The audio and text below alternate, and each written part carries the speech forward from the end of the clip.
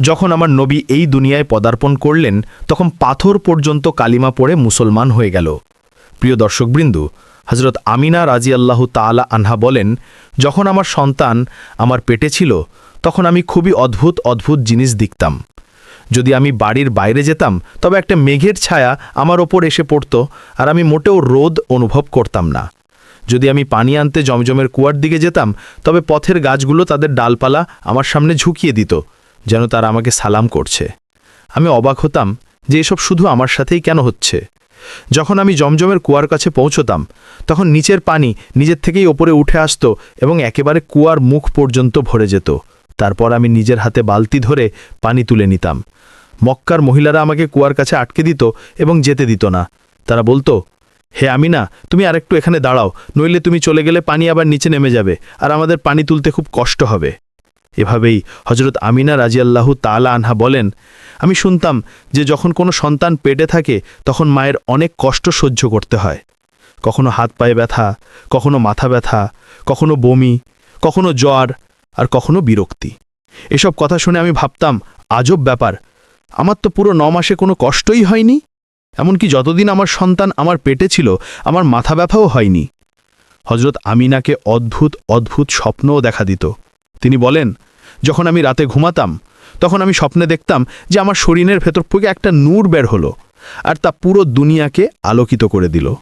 এসব দেখে আমি নিশ্চিত হয়ে গিয়েছিলাম যে আমার পেটে যে সন্তান আছে সে নিশ্চয়ই কোনো সাধারণ মানুষ নয়। পয়গম্বর হজরত মুহাম্মদ মুস্তাফা সাল্লাল্লাহু আলাইহি ওয়াসাল্লাম যখন তার মা হজরত আমিনা রাজিয়াল্লাহু তাআলা আনহার পেটে ছিলেন তখন একদিন তার দাদি তার দাদাকে ইশারায় ডেকে বললেন, তুমি কি জানো এই পুত্রবধূ আমিনা খুব দামি আতর ব্যবহার করে? আমি তো বিরক্ত হয়ে গেছি, তুমি আমিনা কাছে এ ব্যাপারে জিজ্ঞেস করো। এ কথা শুনে তার দাদা বললেন, এ ব্যাপারে তুমি নিজেই জিজ্ঞেস করতে পারতে, তুমি জিজ্ঞেস করনি কেন? তখন তার দাদি বললেন, আমি অনেকবার চেষ্টা করেছি, কিন্তু যখনই আমি আমিনার সামনে যাই তখন তার নুরানি চেহারা দেখে চুপ হয়ে যাই। আমিনার চেহারায় এতটাই উজ্জ্বলতা এসেছে যে আমি কিছু জিজ্ঞেস করতেই পারি না, তুমি নিজেই গিয়ে জিজ্ঞেস করো। এ কথা শুনে তার দাদা বললেন, তুমি তো মেয়ে মানুষ, বাড়িতে থাকো, কিন্তু আমি পুরুষ মানুষ, বাইরে যাই। আমি কুরাইশের সর্দার, যারাই আমার সাথে দেখা করে তারা জিজ্ঞেস করে, হে আব্দুল মুত্তালিব, তোমার বাড়ি থেকে আতরের সুগন্ধ কোথা থেকে আসে? আর হ্যাঁ, একটা অদ্ভুত ব্যাপার হলো, এই আতরের সুগন্ধ যেখানে আমিনা যায় সেখান থেকেই আসে। আমিনা যদি রান্নাঘরে যায় তবে সুগন্ধ সেখান থেকে আসে, যদি গোসলখানায় যায় তবে সুগন্ধ সেখান থেকে আসে, যদি বৈঠকখানায় যায় তবে সুগন্ধ সেখান থেকে আসে। আর এটা কোনো সাধারণ আতর নয়, এটা তো ইরাকের নয়, মিশরেরও নয়, এটা তো কোনো বিশেষ আতর। এরপর তার দাদা হজরত আব্দুল মুত্তালিব সাহস করে আমিনাকে ডেকে বললেন, বেটি আমিনা, তুমি কি জানো আমি কুরাইশের সর্দার, আমি খানায় কাবার মুতাওয়াল্লি, আমার অনেক সম্মান। আমি যেখানেই যাই লোকেরা জিজ্ঞেস করে, হে আব্দুল মুত্তালিব, তোমার বাড়ি থেকে আতরের সুগন্ধ কোথা থেকে আসে? বেটি, আমি তো আতর ব্যবহার করি না, তোর মাও আতর ব্যবহার করে না, তুমি এই আতর কোথা থেকে আনো? একথা শুনে হজরত আমিনার চোখে পানি এসে গেল আর তিনি বললেন, আব্বাজান, আমি তোমাকে কি বলবো, আমি সারা জীবন কখনো কোনো আতর ব্যবহার করিনি, আমার ভালো মন্দ আতরের পার্থক্যও জানা নেই, আমি আজ পর্যন্ত কোনো আতর বিক্রেতার কাছ থেকে আতর কিনিনি। কিন্তু আব্বাজান, আমি তোমাকে একটা গোপন কথা বলছি। তারপর হজরত আমিনা তার পেটে হাত রেখে বললেন, আব্বাজান, এসবেই আগত মেহমানের বরকত, তুমি তো শুধু সুগন্ধ অনুভব করেছ, আমি যদি তোমাকে আরও কথা বলি তবে তুমি আমাকে পাগল বলবে। এই সূর্য বারবার আমাকে সালাম করে, এই চাঁদ বারবার আমাকে সালাম করে, আর শুধু তাই নয়, যখন আমি ঘুমাই তখন এমন এমন মহিলারা আমার সামনে দাঁড়ায় যাদেরকে আমি কখনো দেখিনি, তুমিও দেখনি, তারা আমার উপর হাওয়া করে। হুজুর সাল্লাল্লাহু আলাইহি ওয়াসাল্লামের দাদা হজরত আব্দুল মুত্তালিব দিনরাত কাবার কাছে গিয়ে কাবার গিলাফ ধরে কেঁদে কেঁদে দোয়া করতেন, হে আল্লাহ, আমার ছেলে আব্দুল্লাহ এই দুনিয়ায় নেই, কিন্তু তার ঘরে একটি সন্তান জন্ম নিতে চলেছে। হে আল্লাহ, এই সন্তানের হেফাজত করো এবং আমার আব্দুল্লাহর বংশকে বাঁচিয়ে রাখো।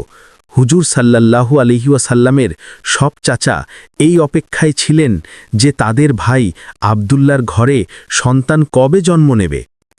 ইহুদিদের কিতাব তাওরাতে লেখা ছিল যে যখন শেষ নবী আসবেন তখন তার জন্মের 10 দিন আগে আকাশে একটি লাল তারা জ্বলজ্বল করবে। যখন হুজুর সাল্লাল্লাহু আলাইহি ওয়াসাল্লামের জন্মে 10 দিন বাকি ছিল তখন আকাশে সেই লাল তারা উদিত হল। তা দেখে ইহুদিদের মধ্যে হইচই পড়ে গেল। তাদের আলিম সব ইহুদিদের জড়ো করে বললেন, দেখো আকাশে লাল তারা জ্বলছে, এর মানে হল শেষ নবী আসতে চলেছেন। যাও খোঁজ করে দেখো এই সময় মদিনা মুনাওয়ারায় কার ঘরে সন্তান জন্মে 10 দিন বাকি আছে। ইহুদিরা মদিনায় গেল এবং খোঁজ খবর নিল। তখন অনেক মহিলা গর্ভবতী ছিল, কিন্তু কারো সময় এখনও আসেনি। কারো 2 মাস বাকি ছিল, কারো 4 মাস। তারা আলিমের কাছে ফিরে এসে বলল, মদিনায় এখন এমন কোনো সন্তান জন্ম নিতে চলেছে না। আলিম বললেন, এবার মক্কায় গিয়ে দেখো। সব ইহুদি মক্কায় পৌঁছাল এবং খোঁজ নিল যে কোন কোন ঘরে সন্তান জন্ম নিতে চলেছে। লোকেরা বলল, হ্যাঁ, এখানে মক্কায় 5 জন মহিলার ঘরে সন্তান জন্ম নিতে চলেছে। ইহুদিরা বলল, না, আমাদের এমন একটি সন্তানের খবর চাই যার বাবা ইতোমধ্যে মারা গেছে। লোকেরা বলল, হ্যাঁ, আব্দুল মুত্তালিবের নাতি জন্ম নিতে চলেছে।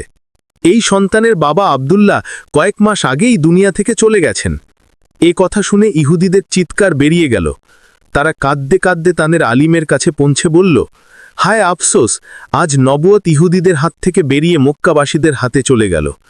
সময় এভাবেই কেটে যেতে লাগল, আর অবশেষে সেই দিন এলো যার জন্য সবাই অধীর আগ্রহে অপেক্ষা করছিল, যার জন্য আকাশ, জমিন, পাখি এবং প্রতিটি সৃষ্টি অপেক্ষা করছিল।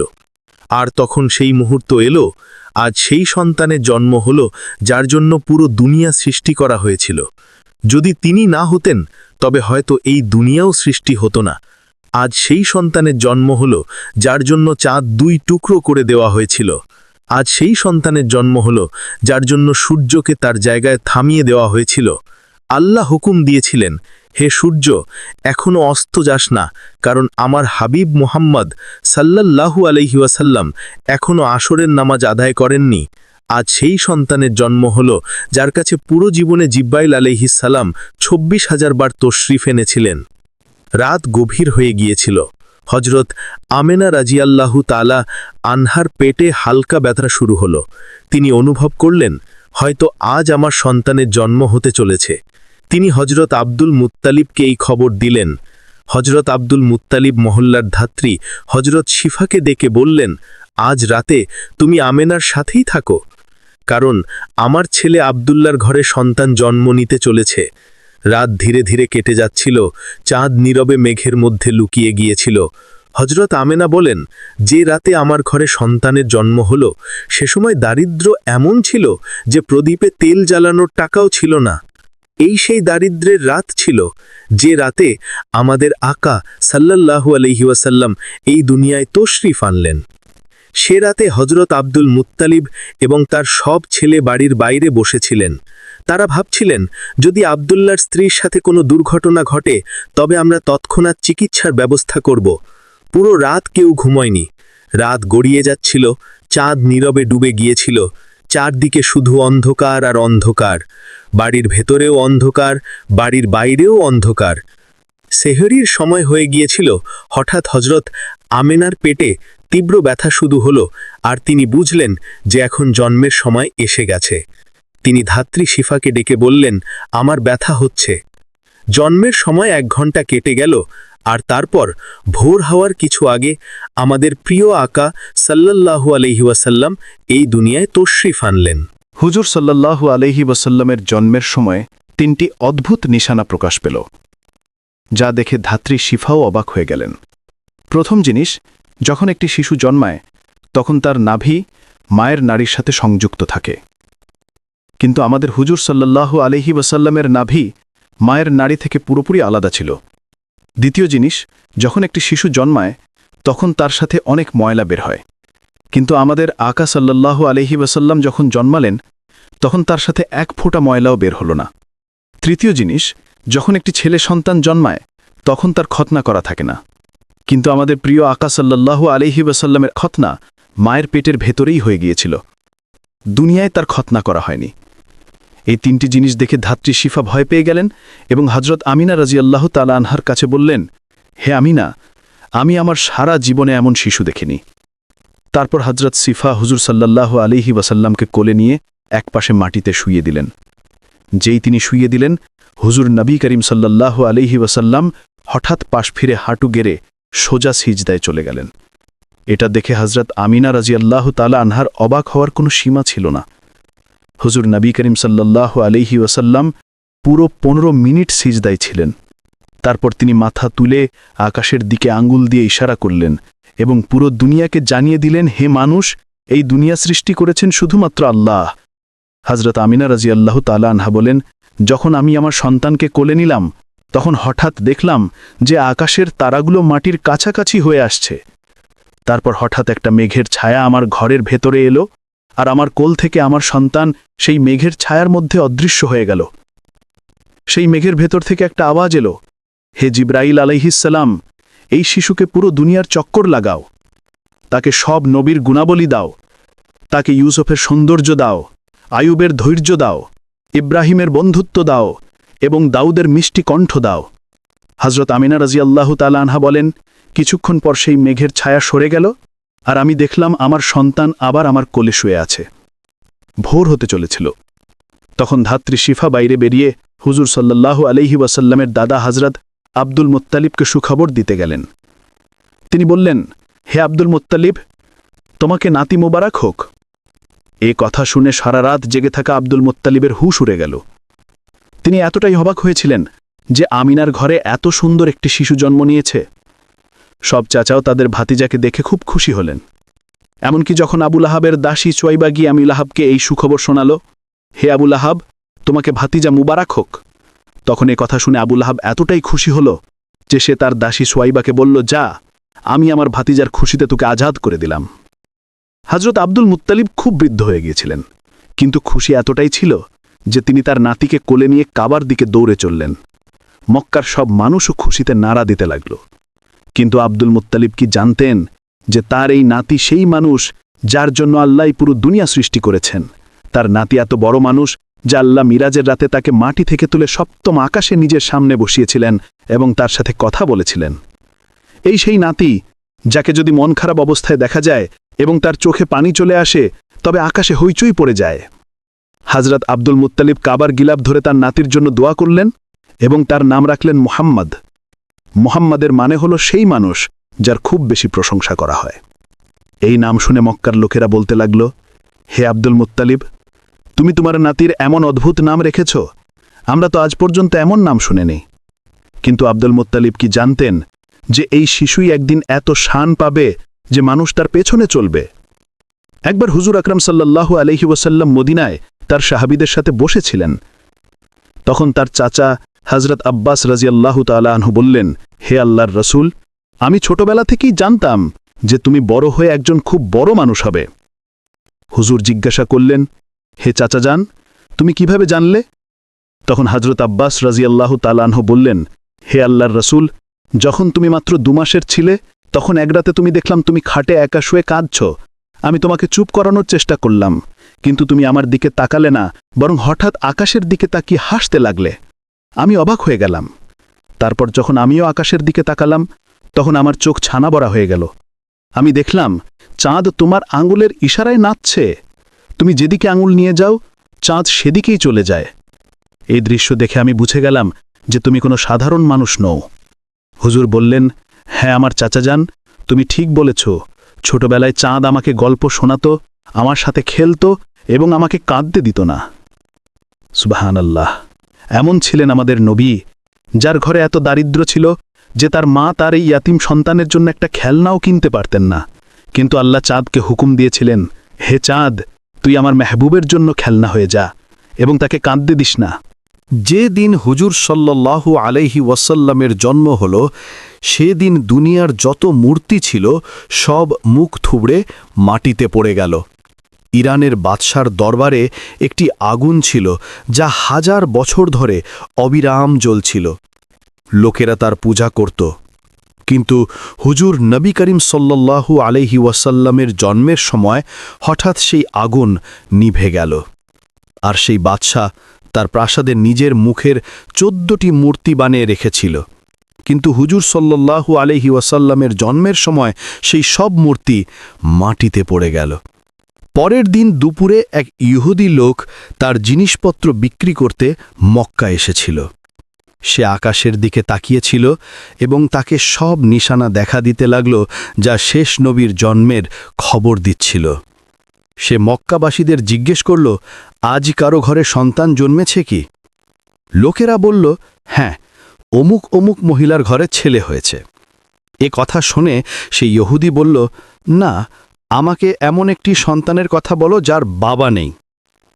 তখন লোকেরা বলল, হ্যাঁ, আব্দুল মুত্তালিবের নাতি জন্মেছে। তার বাবা আব্দুল্লাহ কয়েক মাস আগেই ইন্তেকাল করেছেন।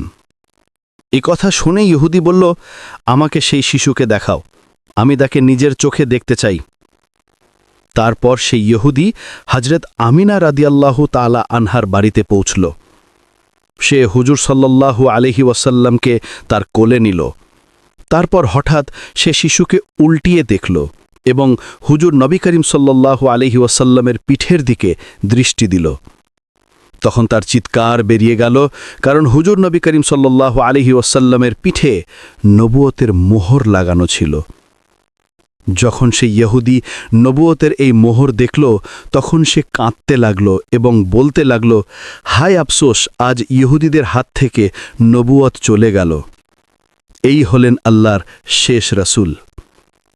মক্কার লোকেরা, যারা ইতোমধ্যেই হযরত আব্দুল মুত্তালিবের প্রতি মনে মনে হিংসা পোষণ করত, এটা দেখে আরও অবাক হয়ে গেল যে কাহিন আসে সে এদের দরজায় আসে, যে রাহিব আসে সে এদেরই সুখবর দেয়, আর যে আসে সে এদের সম্পর্কেই ভবিষ্যৎবাণী করে চলে যায়। লোকেদের মনে হযরত আব্দুল মুত্তালিব এবং এই শিশুর জন্য হিংসার আগুন জ্বলতে লাগল। মক্কার ভূমিতে শত শত শিশু জন্ম নিয়েছে, কিন্তু কারো সম্পর্কে এমন কথা কখনো শোনা যায়নি। এই হিংসা, যা জন্মের প্রথম মুহূর্ত থেকে শুরু হয়েছিল, পরে ধর্মীয় শত্রুতায় রূপ নিতে চলেছিল। ইহুদি আলিম আবার চিৎকার করে বলল, আমি এই শিশুকে চিনে ফেলেছি, আমি এই শিশুর খোঁজেই মক্কা এসেছিলাম। হযরত আব্দুল মুত্তালিব, যিনি দ্বীনে ইব্রাহিমের উপর প্রতিষ্ঠিত ছিলেন এবং অনেক রহস্য জানতেন, এ কথা শুনে তৎক্ষণাৎ শিশুকে বাড়িতে নিয়ে গেলেন এবং তাকে লুটিয়ে ফেললেন। 4 দিন ধরে পয়গম্বরে ইসলামকে গোপনে রাখা হল। কিন্তু চতুর্থ দিনে আরবের একজন অত্যন্ত পড়াশোনা করা এবং মক্কায় সম্মানের অধিকারী ব্যক্তি, যার নাম ছিল সওয়াদ ইবনে কারিব, তিনি এলেন।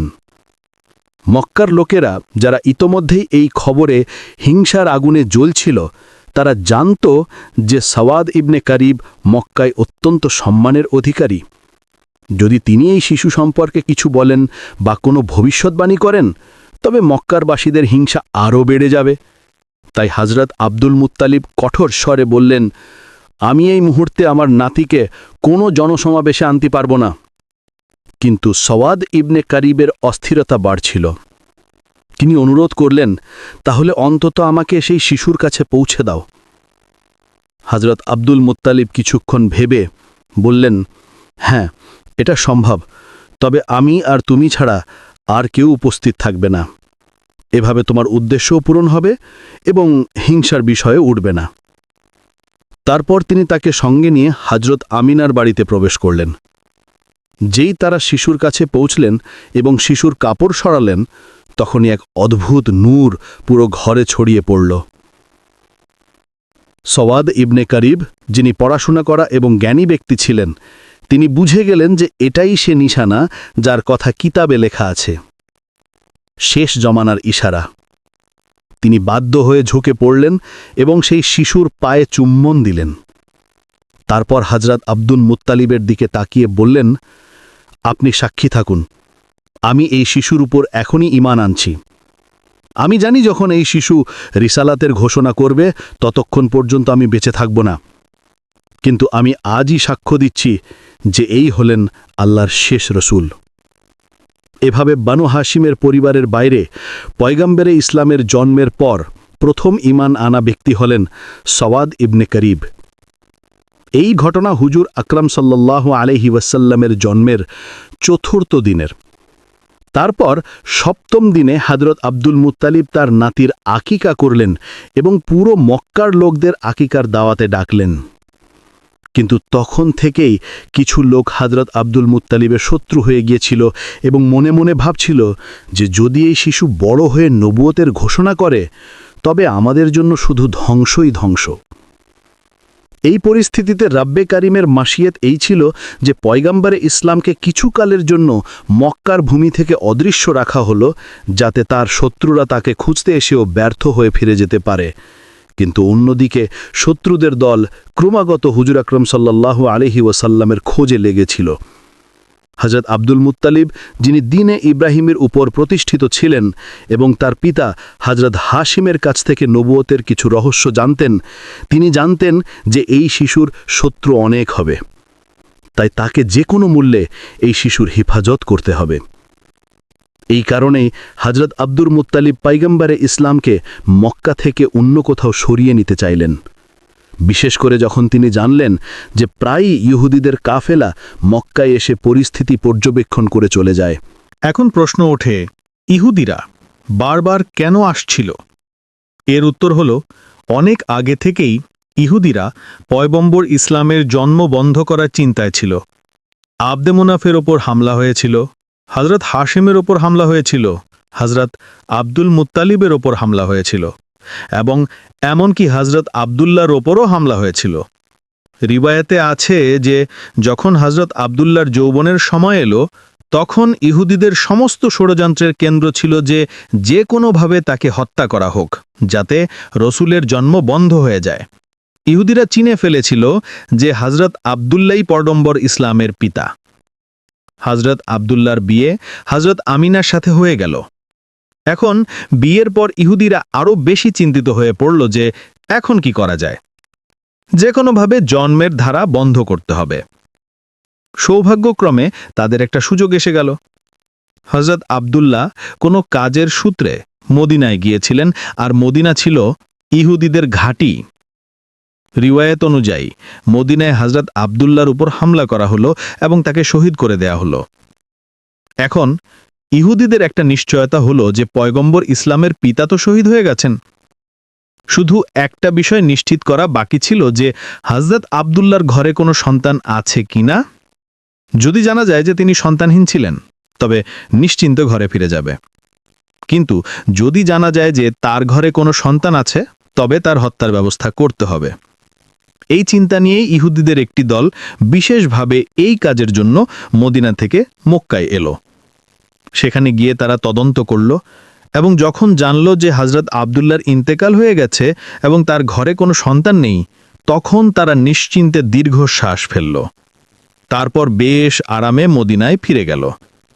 মদিনায় পৌঁছে মদিনা থেকে শাম পর্যন্ত যেখানে যেখানে ইহুদিরা ছড়িয়েছিল, সবাইকে এই সুখবর শোনানো হলো। মোবারক হোক, আমাদের জন্য যে বিপদ ছিল তা দূর হয়ে গেছে। এই খবর পুরো ইহুদি দুনিয়ায় ছড়িয়ে দেয়া হলো। মদিনা থেকে শাম পর্যন্ত উৎসব পালন করা হলো এবং ইহুদিরা খুব নিশ্চিন্ত হয়ে গেল। কিন্তু তারা একটা মৌলিক ভুল করে ফেলল। তারা এটা জেনে নিয়েছিল যে হযরত আব্দুল্লাহর ইন্তেকালের সময় তার ঘরে কোনো সন্তান ছিল না, কিন্তু এটা ভাবতেই ভুলে গেল যে হযরত আমিনা গর্ভবতী কিনা এবং কয়েক মাস পরে একটি সন্তান জন্ম নিতে পারে। এদিকে তাদের দৃষ্টি পড়লই না। তাই নিশ্চিন্তে ঘরে ফিরে গেল যে হযরত আব্দুল্লাহর ঘরে কোনো সন্তান নেই। কিন্তু যখন 12 রাবিউল আউয়ালে অদ্ভুত অদ্ভুত ঘটনা ঘটল, তখন সাধারণ মানুষের কাছে এর পুরো খবর না থাকলেও ইহুদি উলামারা চিন্তিত হয়ে পড়ল। কারণ তারা তাদের কিতাবে পড়েছিল যে এই সব ঘটনা তখনই ঘটবে যখন শেষ রসুলের জন্ম হবে। এখন তারা বিস্মিত হলো, এটা কিভাবে হলো? শেষ রাসূল কিভাবে জন্ম নিলেন যখন আমরা পুরো নিশ্চয়তার সাথে তার পিতাকে হত্যা করেছি এবং আমরা এটাও জেনেছিলাম যে তার ঘরে কোনো সন্তান ছিল না? তাহলে এই রাসূল কোথা থেকে এলেন? তাদের কিতাবে স্পষ্ট লেখা ছিল যে শেষ রাসূল আব্দুল্লাহর ঘরেই জন্ম নেবেন এবং তার সাথে অদ্ভুত অদ্ভুত নিশানা ঘটবে। এখন তারা বিভ্রান্তি আর বিস্ময়ে ডুবে গেল। আব্দুল্লাহর ঘরে তো রাসূল জন্ম নেননি, আর যদি অন্য কারো ঘরে জন্ম নিয়ে থাকেন, তবে এটা আমাদের কিতাবের একেবারে বিপরীত। তৎক্ষণাৎ একটি দল প্রস্তুত করা হলো যাতে মক্কায় গিয়ে তদন্ত করা যায়। যখন এই লোকেরা মক্কায় পৌঁছল তখন পয়গম্বর ইসলামকে মক্কা থেকে হযরত হালিমা সাদিয়ার বাড়িতে সরিয়ে নেওয়া হয়েছিল এবং তার জন্মে 2 মাস কেটে গিয়েছিল। এখন ইহুদিরা চিন্তিত হয়ে খুঁজতে লাগল যে কোন শিশু এমন যে 2 মাস আগে জন্মেছে, কিন্তু কোনো শিশুই চোখে পড়ল না। কারো কাছে জিজ্ঞেস করাও সম্ভব ছিল না, কারণ মক্কায় ইহুদিরা এর আগে 2 বার ষড়যন্ত্র করেছিল। একবার হযরত আব্দুল্লাহর উপর হামলা এবং তারপর হযরত আমিনার সম্পর্কে তদন্ত। তাই এখন মক্কাবাসীরা সতর্ক হয়ে গিয়েছিল। বিশেষ করে বনু হাশেমের খানদান তাদের উপর কঠোর নজর রাখছিল। ইহুদিদের কোনো দল কারো কাছে খোলাখুলি প্রশ্ন করতে পারত না, শুধু একটা বাড়ির ওপর নজর রাখত, কিন্তু কোথাও 2 মাসের কোনো শিশু চোখে পড়ল না। ব্যর্থ হয়ে তারা ফিরে গেল। আবার কখনো এলো, কখনো গেল এবং বারবার তদন্ত করল, কিন্তু প্রতিবারই ব্যর্থ হলো, কারণ সে সময় পয়গম্বর ইসলাম মক্কার বাইরে ছিলেন। তারপর যখন নবী করিম 6 বছর বয়সে মক্কায় ফিরলেন, তখন ইহুদিদের একটি দল মক্কায় উপস্থিত ছিল। যখন নবী করিমের বয়স 7 বছর হলো, তখন একদিন সেই দলের নজর তার ওপর পড়ল।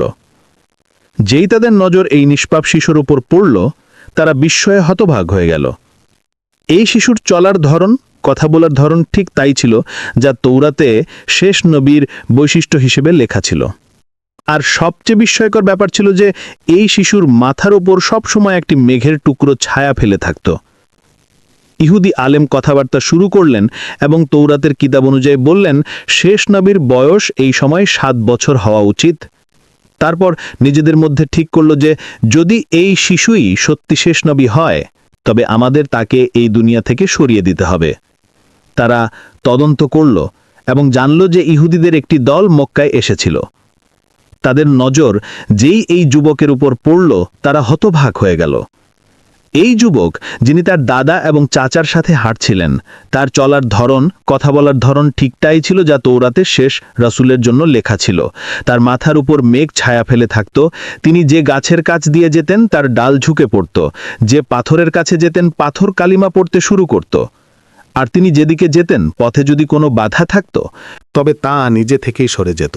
ইহুদিদের এটা নিশ্চিত হয়ে গিয়েছিল যে এই শিশু আব্দুল মুত্তালিবের নাতি, কিন্তু তাদের মনে এই ভয়ও ছিল যে আগের মতো আমরা যেন ধোঁকা না খাই। তারা ভাবছিল এমন না হয় যে আমরা এই যুবককে হত্যা করে নিশ্চিন্ত হয়ে যাই আর 20 বছর পর জানা যায় যে রাসূল তা এখনও জীবিত আছেন। তাই এবার তারা শতভাগ নিশ্চিত হতে চাইল যে এই যুবকই আল্লাহর সত্যিকারের পয়গাম্বার। তাদের কিতাবে লেখা ছিল এবং তারা এই বিষয়ে পুরোপুরি জানত যে যিনি আল্লাহর রাসূল হন, প্রথম হন বা শেষ, হারাম খাবার তার গলা দিয়ে নিচে নামতে পারে না, বরং গলা কি তার ঠোঁট পর্যন্ত পৌঁছাতে পারে না। হারাম ছাড়াও রিজিক মুস্তাবা, অর্থাৎ এমন খাবার যার সম্পর্কে স্পষ্ট জানা যায় না যে তা হালাল না হারাম, তাও রাসূলের ঠোঁট স্পর্শ করতে পারে না।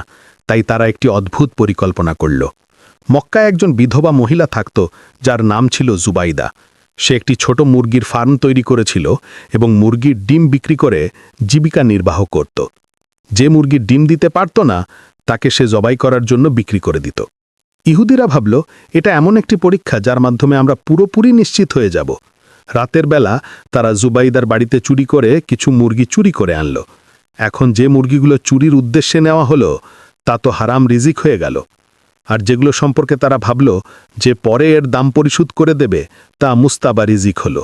সিদ্ধান্ত ছিল যে কারো জিনিস তুলে নেওয়া যদি হারামের পর্যায়ে না পৌঁছায়, তবুও সন্দেহের মধ্যে পড়ে যায়।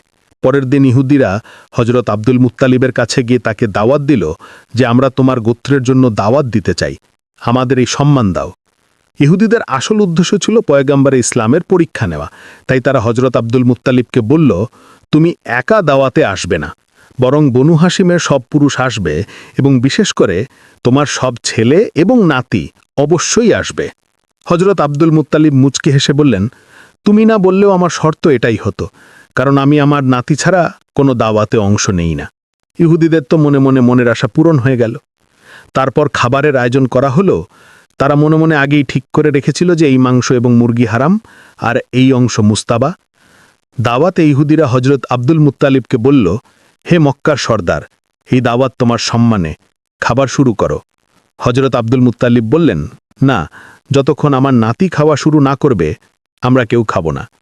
এটাই তো ইহুদিদের চাওয়া ছিল। সবার দৃষ্টি রাসূলুল্লাহর দিকে গেল। তারা বলল, আপনি বিসমিল্লাহ বলুন। রাসূল খোদা শান্তভাবে বললেন, না, এই রিজিক আমাদের জন্য নয়। খাবার তো দূরের কথা, এটা আমাদের ঠোঁট পর্যন্ত পৌঁছাতে পারবে না। ইহুদিরা বিস্ময়ের সাথে জিজ্ঞেস করল, এটা কিভাবে সম্ভব? আপনি সাল্লাল্লাহু আলাইহি ওয়াসাল্লাম বললেন, হ্যাঁ, এই খাবার আমাদের জন্য নয়। তারা বলল, আমাদের অনুমতি দিন, আমরা আপনাকে খাবার খাওয়াই এবং দেখি এটা কিভাবে পৌঁছায় না। পয়গাম্বার মুচকি হেসে বললেন, ঠিক আছে, যদি খাওয়াতে পারো তবে খাওয়াও।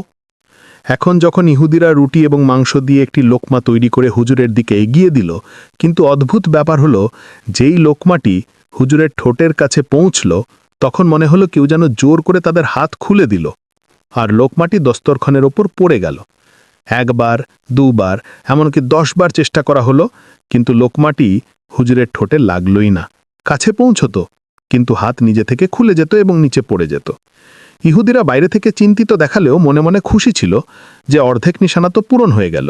এটা হারাম খাবার ছিল। এখন তারা মুস্তাবা খাবার এনে পেশ করল এবং আবার বলল, শুরু করুন। পয়গাম্বার তখনও শান্তভাবে বললেন, এটাও আমাদের জন্য নয়। ইহুদিরা বলল, আমরা খাওয়াই। আপনি বললেন, ঠিক আছে, চেষ্টা করে দেখো। এখন যখন কেউ লোকমা হাতে নিয়ে পয়গাম্বার ইসলামের মুখের কাছে আনত, তখন তা হয় ডান দিকে সরে যেত, নয় বাঁ দিকে, কিন্তু ঠোঁট পর্যন্ত পৌঁছতই না। ইহুদিরা হজরত আব্দুল মুত্তালিবকে বলল, আমরা তো পুরো নিষ্ঠার সাথে এই দাওয়াত দিয়েছিলাম, কিন্তু বুঝতে পারছি না এটা কি হচ্ছে। এতে কি কোনো ঐশ্বী রহস্য আছে? হজরত আব্দুল মুত্তালিব এবং পয়গাম্বারে ইসলাম দুজনেই বুঝে গিয়েছিলেন যে ব্যাপারটা কি, কিন্তু বলার সুযোগ ছিল না। বনু হাশিমের পুরো খানদান ঈমান তাদের বাড়িতে ফিরে এলো, আর ইহুদিদের পুরোপুরি নিশ্চিত হয়ে গেল যে এই রাসূল সত্য। তাই এরপর একটি নতুন ধারায় ষড়যন্ত্র শুরু হলো। যদি এই বয়ানটি আপনার পছন্দ হয়ে থাকে, তবে এটি অবশ্যই আপনার বন্ধুদের মধ্যে শেয়ার করুন। আর যদি আপনি চ্যানেলে প্রথমবার এসে থাকেন, তবে চ্যানেলটি সাবস্ক্রাইব করতে ভুলবেন না। আমরা পরবর্তী ভিডিওতে আপনার সাথে আবার দেখা করব। ততক্ষণের জন্য আল্লাহ হাফিজ।